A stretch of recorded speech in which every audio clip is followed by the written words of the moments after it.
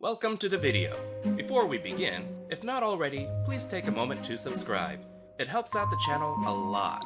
And click the bell icon to receive notifications when I upload. Comment your little heart out. And most of all, please enjoy. Now back to the video.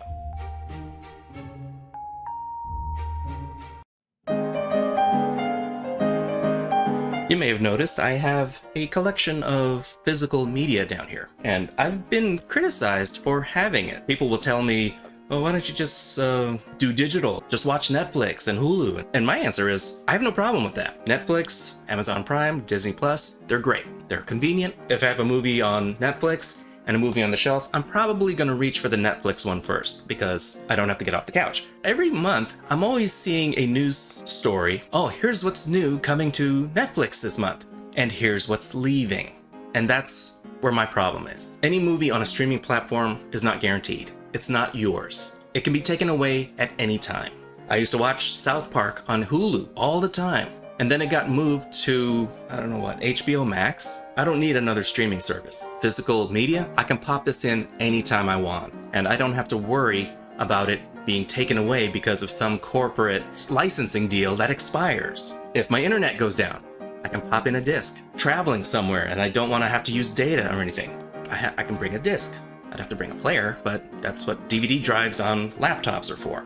I like the flexibility. If I wanted a digital version, I would buy the disc and I would rip it myself. That way I have a physical copy and a digital copy on my home network where I can access anywhere in the house. The best of both worlds. I have a physical copy that no one can take away from me, a copy I can watch anywhere.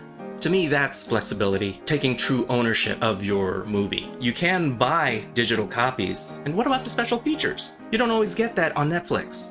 That's pretty much just the way I roll. I like to have a physical copy. No one's taken my discs away. Plus, at used movie stores, you can get them pretty cheap.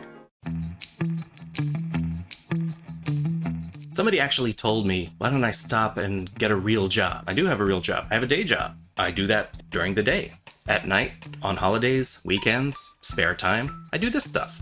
This is a hobby. A hobby I happen to pick up a few extra bucks now and then. This is for fun. It's what I do for entertainment for myself and to share a little bit out there. The question is YouTube a job? Let's go over what I go through whenever I make a video. It usually starts with me getting an idea, inspiration. I'll think of a movie and I'm like, hey, I'd like to talk about that movie. And it's gotta be a movie that I'm passionate about, that I have something to say about. There's some movies I just, either I like them or I hate them. I just got nothing to say. But it's gotta be a movie that's fun, especially if I'm gonna share it with you guys. Pick a movie, then I watch the movie, then I watch it again, and I take notes, I think of jokes, I think of things to say, I do some research on it, and I just cobble the script together over a couple of days. Once it's written, I take that script and I feed it into my teleprompter. I take this camera and I sit in front of this background and I record. As I record myself, I just go through the entire script, front to back. Once that's done, I wipe the sweat off my brow and then the editing process begins. That usually happens the next day because I'm usually pretty wiped after these shoots. So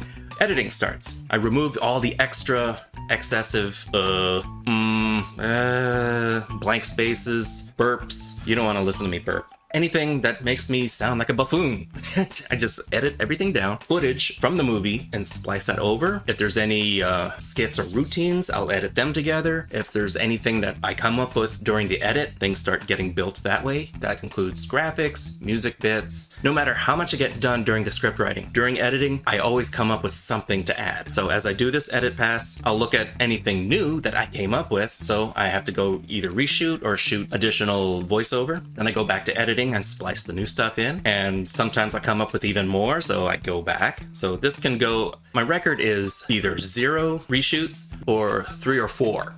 I mean, it's just things just come to me. And then as I'm going through the edit, I'll see some jokes that seemed good at the time. They don't feel right, they don't flow, they take up too much time.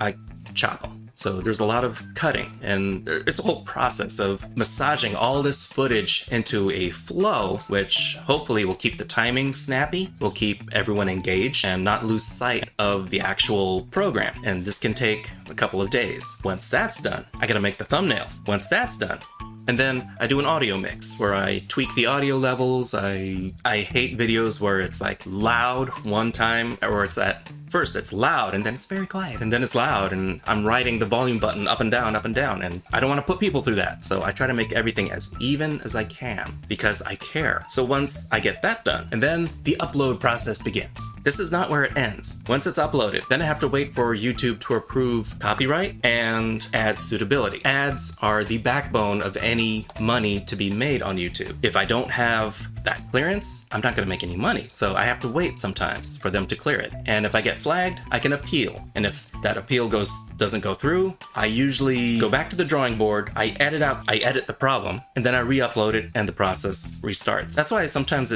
my videos come out a few days late because of this shit. Ad suitability especially, because some of the videos I do are bloody and gross and advertisers don't like stuff like that. So I gotta find creative ways to sidestep horrible imagery. That's worked a few times so far. Once that's approved, I do the title, the description. My Patreons will get it about a day sooner, hopefully. If I'm really late, I'll release it to everyone, but I try to give my Patreons a little something. Once that's done, I sit back and I don't look at comments for half a day. I do something else. I work on something else, or I'll go clean the garage, or I'll do something that's not I'll let you in a little secret here. Every video I upload, seriously, every video I upload, I'm afraid this will be the one that makes people hate me. Is this my last video? Is this the one that'll cancel me and make people hate me? So that's an insecurity I battle every time I hit that upload button and publish. That's still something I'm mindful of. Can't help it. At this stage, I come up with a couple of jokes that I wish I had put in, and I can't. On to the next one. And that process generally takes about a week.